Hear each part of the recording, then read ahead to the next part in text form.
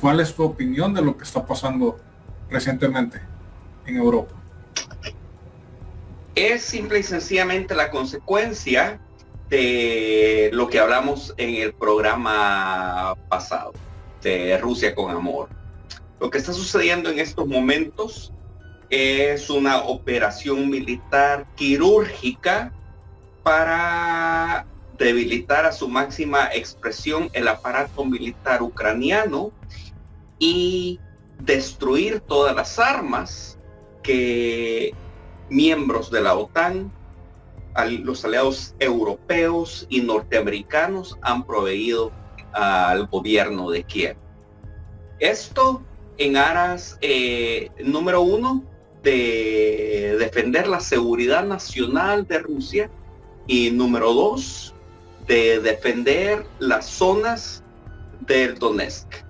Estamos hablando del Donbass, estamos hablando de Donetsk y Lugansk, que son las zonas separatistas, que son gobiernos autoproclamados como autónomos. Son dos repúblicas. Estas dos repúblicas, después del golpe de Estado blando que le orquestaron a Víctor Yanukovych en el 2014, fueron zonas que se opusieron al nuevo régimen de Petro Poroshenko. Entonces hoy lo que vemos es un agravamiento de un conflicto que surge por intereses geopolíticos e intereses geoestratégicos de Estados Unidos, arrastrando a la Unión Europea, involucrando a Ucrania prácticamente como un chivo expiatorio, ¿verdad? Y en el cual hoy vemos que el gran protagonista, pocamente célebre, pero el gran protagonista es Rusia. Lo que ha sucedido acá es lo siguiente, y para sacar de duda, muchas personas, yo he visto que muchas personas en las redes sociales me han estado preguntando, y muchas personas también han estado opinando. Yo regularmente leo todas las opiniones, pero me quedo con aquellas que verdaderamente me sirven y que verdaderamente tienen contenido de calidad. Entonces me llamó la atención una persona que disentía conmigo diciendo en pocas palabras que la situación no era así como yo la planteaba, y que desde muchísimo antes que Rusia quería volverse a anexar a Ucrania y a todos los países del orbe exsoviético. A ver, tenemos que entender una situación. Independientemente de las intenciones de anexión de un país u otro, existe el principio de indivisibilidad. Y ese principio es que la seguridad de un Estado no puede afectar la seguridad del otro. En otras palabras, que porque un gobierno y que porque un Estado esté seguro, no es válido que otro Estado se sienta amenazado. Y eso independientemente cuáles sean las intenciones de un Vladimir Putin de venir a anexarse o no a los países del orbe exsoviético. Ahora bien, tenemos que entender que Rusia no es un país comunista. Tenemos que entender que la mentalidad es distinta, la mentalidad ha cambiado. La mentalidad guerrera existe todavía porque los rusos son uno de los pueblos y culturas más nacionalistas que existen en el mundo. Pero ahora bien, también vamos a entender que Rusia no es un país dependiente en los temas de seguridad nacional de otro país. No nos equivoquemos. Rusia es la segunda potencia militar, la primera potencia nuclear del mundo. Al contrario, Rusia es el país que todo el tiempo ha proveído seguridad y ha sido amenaza al mismo tiempo. Por lo tanto, al verse amenazados sus fronteras por culturas del occidente europeo y por una cultura norteamericana, que tenemos que poner esto en un paréntesis y tenemos que entender que el imperio norteamericano, y a muchas personas les molesta que yo le llame imperio. Discúlpeme, pero es un imperio. Y es un imperio neocolonialista. Le guste a quien le guste y no le guste. Pero es la realidad. Por lo tanto, debemos de entender que ese imperio está en declive y está en una situación de tratar de quitarse todos aquellos aspectos y todas aquellas potencias que están impulsando ese declive, y Rusia es uno de ellos. Es la primera potencia energética del mundo también. Por lo tanto, el tema de la amenaza para Rusia es real, porque ellos saben que Rusia es parte de ese declive que se le está provocando a Estados Unidos en este momento. Entonces, ningún análisis que porque Rusia quiere hacer esto, no. Ningún análisis va a ser lo suficientemente profundo para entender lo que está sucediendo en este momento si no tomamos en cuenta las circunstancias por las cuales Estados Unidos está atravesando. Por lo tanto, entendido eso, ¿quién se vuelve la amenaza para quién? Ambos son amenaza para ambos. Por lo tanto, lo que vemos ahora es un enfrentamiento de las dos grandes potencias como Estados Unidos y Rusia. Y vemos a un séquito de gobiernos europeos débiles, otros un poco menos débiles que otros, u otros más poderosos que otros, ya sea militar o económicamente, que siempre han sido los aliados tradicionales de Estados Unidos porque defienden los mismos intereses. Pero ahora ningún análisis va a estar nuevamente completo si pensamos que solo son los intereses geopolíticos y geoestratégicos de los gobiernos. Eso es lo menos importante, lo que los políticos digan. Acá son las élites de los países europeos y las élites norteamericanas las que necesitan hacer negocio y las que necesitan que Rusia esté fuera del mercado europeo y del mercado mundial. Por lo tanto, lo que se provocó en este momento es la reacción de Rusia. Insisto, Rusia sabía que no le convenía invadir a Ucrania, porque la respuesta con sanciones le iba a afectar económicamente. Pero también sabía que no se estaba respetando su seguridad nacional, ni se estaban respetando los compromisos que, aunque sean de palabra, hizo George Bush con Mikhail Gorbachev, de la no expansión de la OTAN. No se cumplieron los acuerdos de Kiev, los acuerdos de Minsk en Bielorrusia.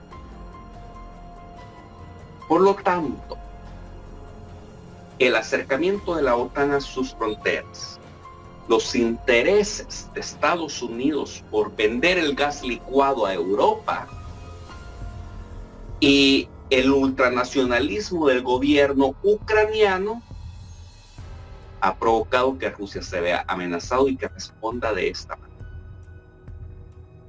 Y yo creo que con seguridad lo que va a suceder es que una vez el ataque quirúrgico termine y se debilite bastante el aparato militar ucraniano,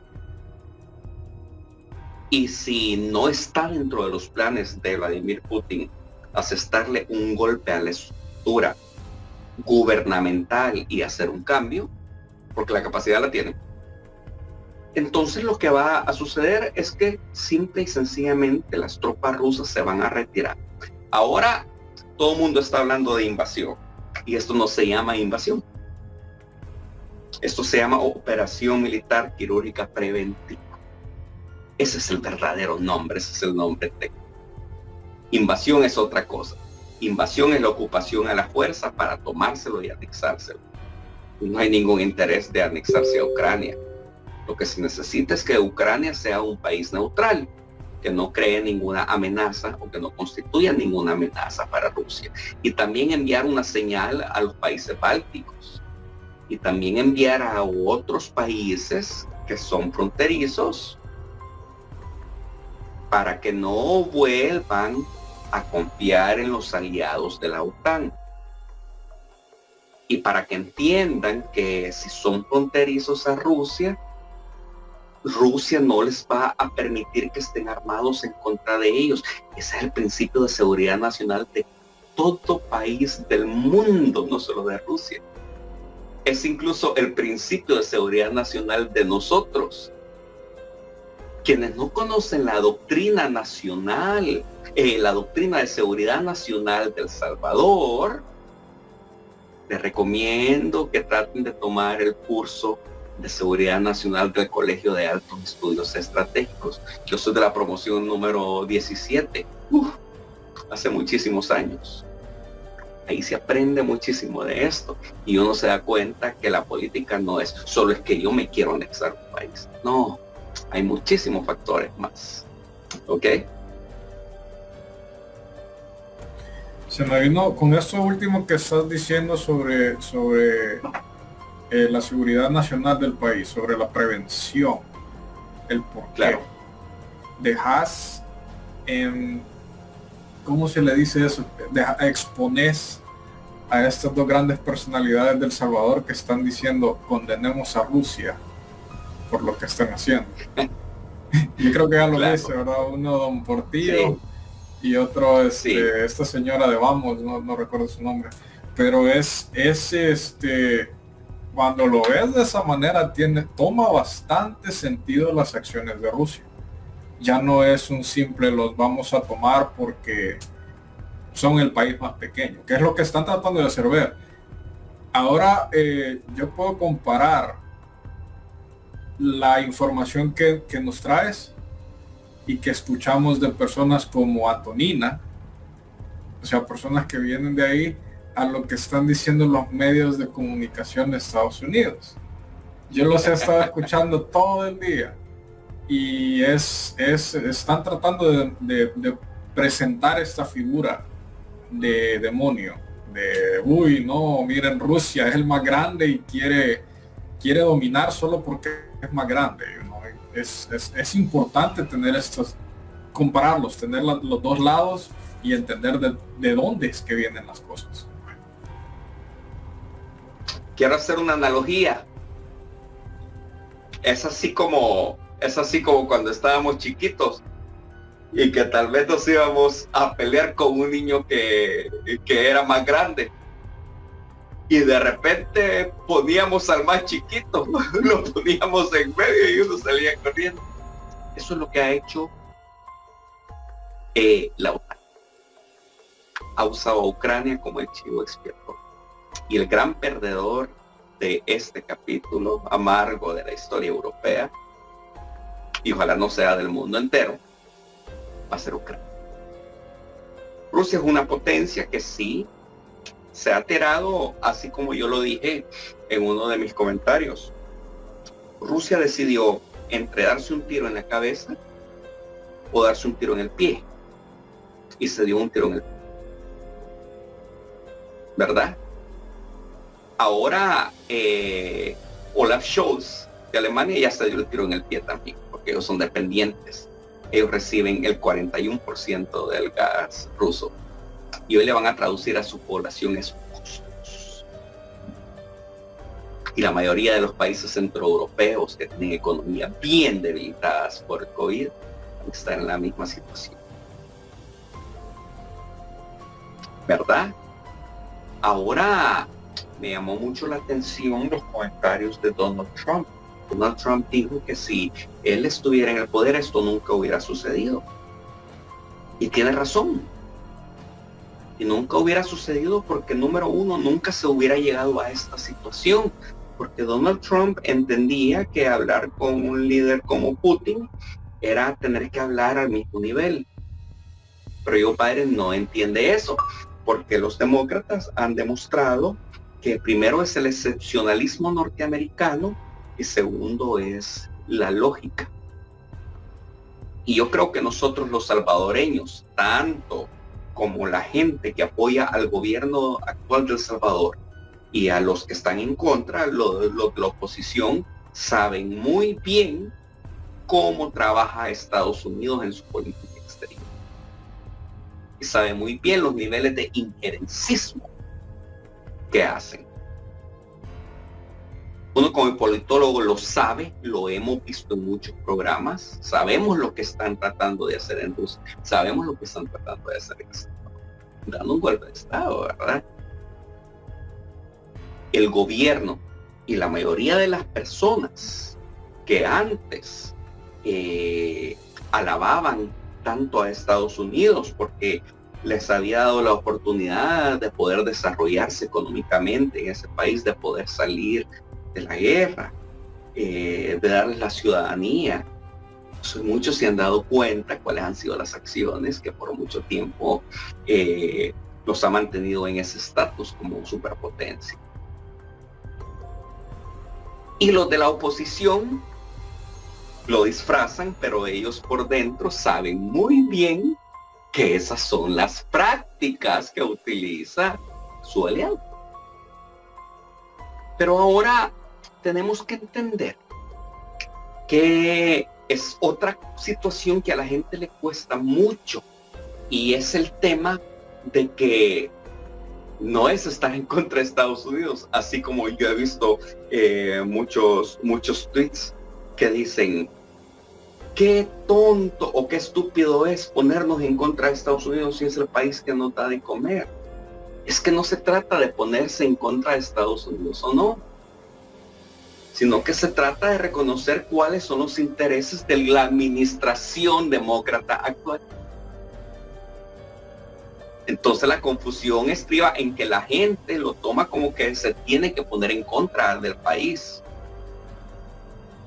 El país por sí solo es un nombre. Y es un nombre, pero el que vale es el territorio y la administración de su territorio y su gente. Y si la administración está tomando decisiones y está llevando a cabo otras situaciones que son adversas a la democracia, pero lo está disfrazando de la democracia, entonces la gente no se puede quedar callada. Y el que se queda callado es alguien que se somete a los intereses, por decirlo así, de la administración, que es lo que le llamaríamos tanto el malinchismo y combinado con la alta adherencia doctrinaria ideológica cerrada. ¿Verdad? Así es. Entendido.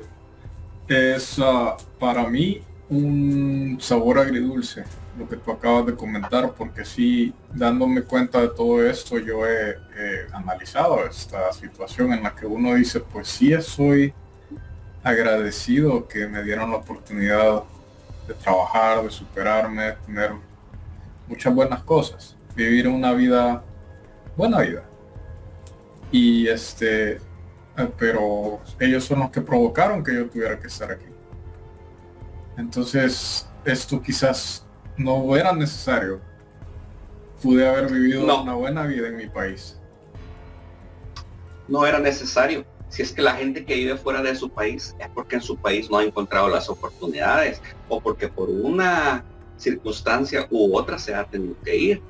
Y en el 99% de los casos de El Salvador es porque El Salvador no es un país que ha ofrecido las condiciones, pero al mismo tiempo estamos comprendiendo de cómo esas mismas malas condiciones se han institucionalizado y cómo varios gobiernos norteamericanos han permitido que eso suceda solo para mantener a los países de la región latinoamericana inestables, con unas democracias insípidas y llenas de vacíos o fisuras, para cuando sea necesario encarcelar a un gobierno que no está siguiendo su política, entonces ellos penetrar en esas fisuras y desestabilizar la situación a su conveniencia. Y esa es la verdad. Entonces, eso está como, no sé si viste la película Una película muy vieja de Julia Roberts. Durmiendo con el enemigo. Sleeping with the enemy.